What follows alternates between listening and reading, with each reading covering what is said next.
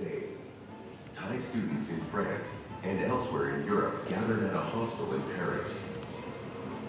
Why did they go there? The reason for their gathering was because they all agreed that Siam couldn't develop in a way equal to Western countries, because Siam was still under the absolute monarchy system. They all wanted to have Siam transform its administration system. That was the conclusion on that day. At the time in Siam, the absolute monarchy was in decline. A wave of new ideology came in with thinkers, journalists, and others. Certain groups also tried to call for a constitution, as reflected in the address to inform His Majesty, Roar Soar 103, submitted by noblemen and members of the royal family. Additionally, the Xinhai Revolution that transformed China into a republic also encouraged the movement of Kana Roar Soar 130. Also, there was a serious worldwide economic depression after World War I. All these factors strongly affected the court of Siam. Is this country ready to have some sort of representative government? Quote from the royal memoir on Problem of Siam, His Majesty King Pajajipok Rama VII graciously gave his memoir to Priya Kalyana Maitri, advisor to the Ministry of Foreign Affairs at the time. Apparently, the king clearly visualized the situation. His Majesty graciously had consultants, Thais and foreigners, try to draft two constitutions.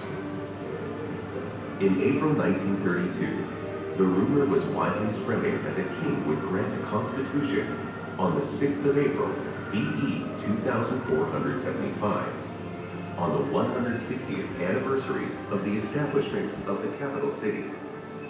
But no constitution was promulgated that day.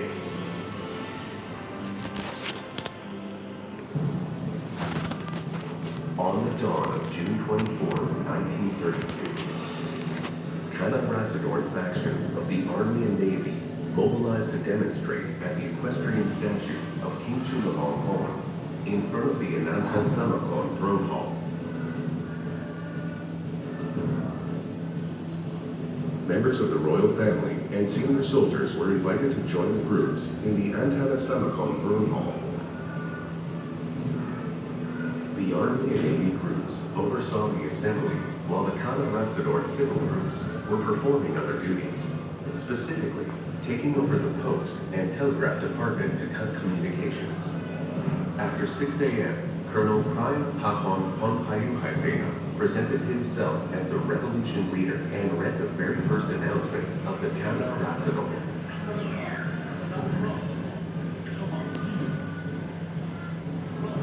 The Canarrasadorn sent Luang Sufachalasani to inform His Majesty, King Prajadipok, and invite him to return to Bangkok as the head of state under the Constitution.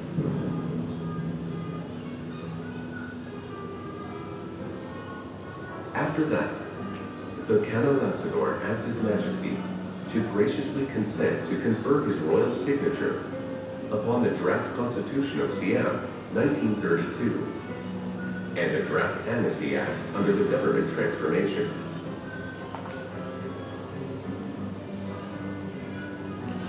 His Majesty King Prajadipok then graciously added the term intern to the draft constitution. The first constitution was drafted by Mr. Priti Kanoyo, the main civilian leader of the Canarrasadorn, with the intention of it serving as the initial basis of government administration.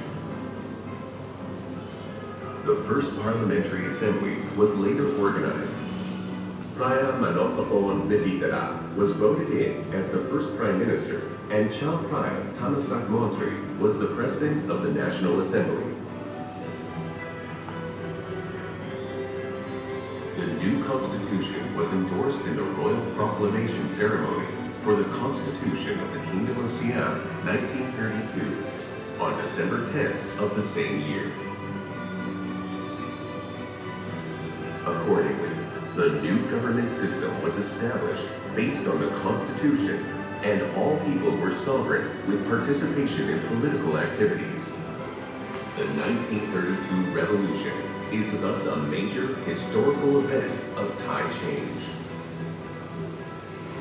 It was a bloodless government transformation, even though it was not really so smooth, leading to the modern era of a political structure based on a constitution and parliament.